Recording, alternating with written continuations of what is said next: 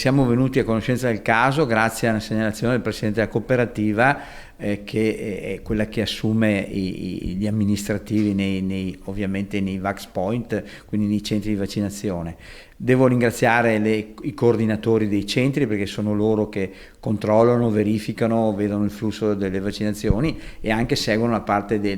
ovviamente dei certificati. Un certificato vaccinale era stato emesso, anche se ancora non completo, ma qualcosa in quel foglio di carta che attestava l'avvenuta vaccinazione, almeno con prima dose, di un medico USCA in servizio presso il centro vaccinale di Godica di Sant'Urbano non andava. A segnalare il caso all'ULSS, come spiega chiaramente il direttore generale Francesco Benazzi, il coordinatore del punto vaccini. Al centro della vicenda 2 persone, il medico e un operatore amministrativo suo collega che avrebbe emesso il certificato fasullo. La persona ha ammesso tranquillamente sì, di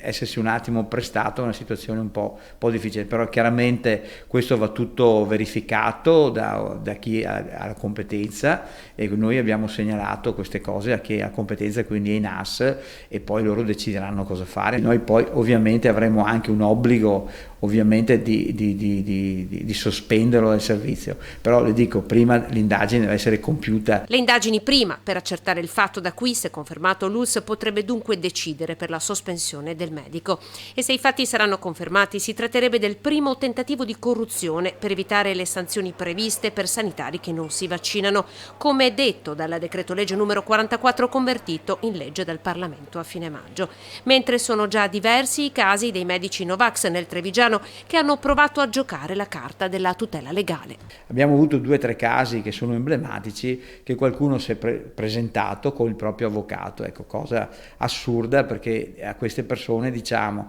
se avete qualcosa da eccepire ci scrivete le motivazioni, il vostro avvocato ci scriva, non presentatevi mai più ai centri vaccinali con il vostro avvocato al fianco, perché non ci interessa.